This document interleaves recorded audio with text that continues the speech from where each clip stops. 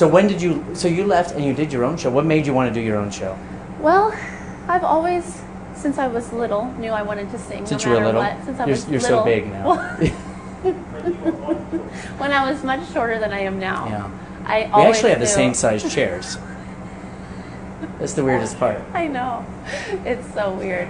I look a lot taller on stage than I do right now. But anyway, I always knew that I wanted to sing. So I didn't really mind whatever it was I was doing. I was happy if I was getting to use my voice.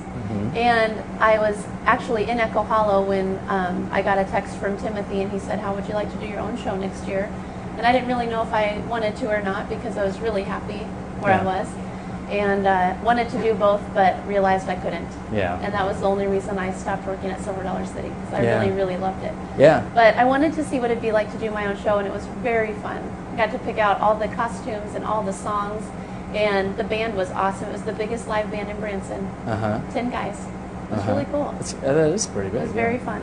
Yeah, but what are the challenges of doing your own show? Because people say to me all the time, "Oh, you should do your own show." I'm like, you have to do everything. And I went out. I didn't even know that there were things that you went out to go and promote and bring people to your show. So you're at Denny's. So no Denny's, but all over town. The first year of my show, I literally sang at 3 shows every single day at each intermission to get people to learn about my show. Did they invite you, or did you just show up? I just showed up. You're at the Presley's. Worked it out with the same. Working 9 to 5. No, it wasn't that. It was more Phantom of the Opera, things like that. Right. But you're not invited. Right. You're just there. Like Just in the a middle random of Legends, person. like, who is that?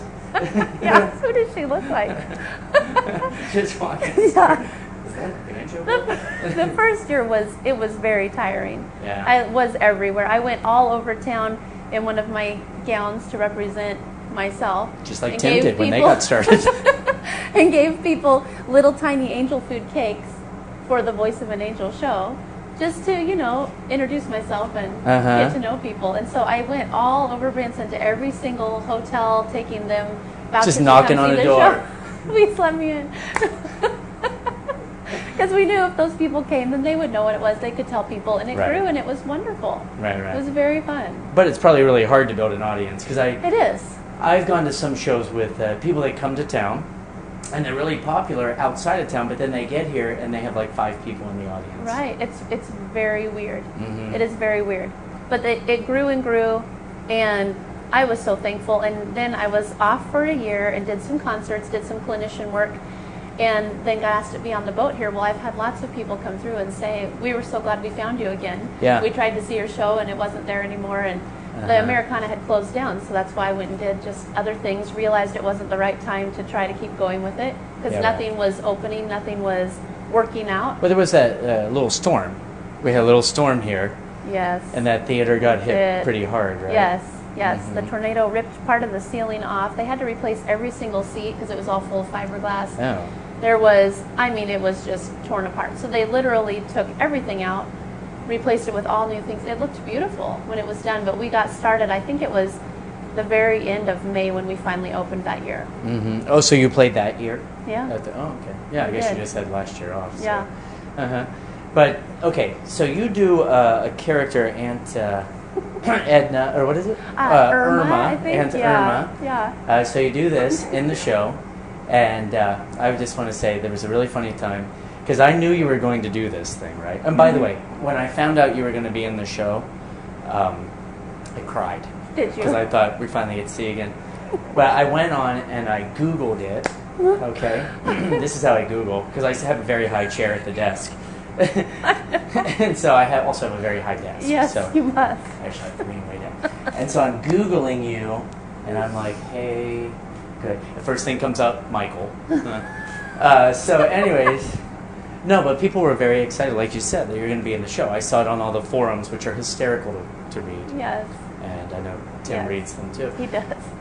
Yeah. And so, but people were very excited about it. And then they told me, well, we're going to do this character in the show.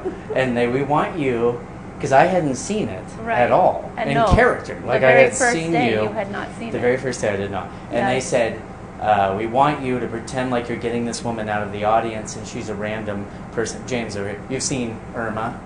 Yeah, okay. So I'm supposed to pretend like she's a random person. And if anyone has seen Aunt Irma, I walked into the dressing room and I just turned and I said, "You've got to be kidding me." I saw your face and it was terror. yes. Because I thought no one was going to think Yes. it was real. Yes. So we have fun with that. Like you come up and we kind of try to surprise each other, I We would do. say. Mhm. Yes, I like that. Not always successfully. Right. But yeah, a few funny times, squeakers and some other stuff. But you do that in the pre-show, and my favorite part is that people still don't know it's you, even though it's Right. on your DVD. Right. Mm-hmm. I just had a lady ask me that yesterday. She said, "That lady was really funny." And I said, "Thank you." She said, "That was you?" Yeah. I said, "Yeah." She's like, "Oh, that was so funny. I had no idea." Yeah. That makes me feel really happy, actually. Does it really? Yeah. Because But you that have to means- understand that some people don't think I'm the MC. They come out and go, like, "The MC was great. Your dancing was awesome." I'm like, I don't dance. So, or they'll come up to me and they'll say, "We loved when you sang Frozen." Oh, So, I know. I'm just saying. I know. We look a lot the same from stage. So yeah, it's Yeah. the dress. Yeah. I'm more of a hat guy. Yeah. But no, people come out all the time and they say that they don't know that it's her. Can you Right. believe that, James? You're right over there. We got like a bodyguard. You can't see him.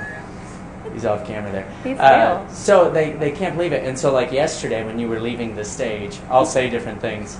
And I said, "Wasn't he fantastic?" Or when you tell people that Kurt. That it was Kurt. Yeah. We have a stage manager, and when he comes on, I'll be like, "He was great as Aunt Irma." Yes, and he would be. Mm-hmm. He'd be very convincing. I'm gonna start saying that it's our Captain Tom. But this character, was that something you didn't do that at Silver Dollar? Like No. you came up with it? Was she in the show like right from the beginning? Yes, she was. Just because I used to call my mom and dad. I call them all the time and leave kind of funny messages every now and then. And I that do was too. I call one your of mom the, and dad all the time. That was one of the voices that I would use. And when I was going to start my own show, my mom suggested that I make that voice into a character. Uh-huh. And so we had a guy build the bodysuit and do all What? the... That's a What? bodysuit? Yes. And Timothy did not want Irma in the show because his idea of the show, which it was him that named it The Voice of an Angel, because people at church, ever since I was little and sang, much littler than I am now, and sang at church. I started when I was 8 years old. Yeah. They would tell my parents, your daughter sounds like an angel, or they told Tim Mhm. when we were married, your wife sounds like an angel. He said, that's what we're going to call your show. I didn't want to call it The Voice of an Angel because I didn't want people to think I was calling myself that. Yeah. And he said, they won't think that. But you insist I call you that constantly. And so he had this idea of the show to just be very kind of serious and just really beautiful Broadway type stuff. And I really wanted to do comedy because I like to do comedy. And he was very against it. I laugh like crazy every time you sing. And it was very hard to convince him to just try it. But the first day we did, and everybody really loved it, and they thought it was very funny. She came out a couple different times in the show to do things and just mess with the All audience. because they said that your daughter was like an angel. They say that about my son Xander. You know Xander. Yeah. They'll be like, he is an angel. Yes. Lucifer Yeah. was an angel. It's an angel, right? He is very sweet. Lucifer? What are you trying to say?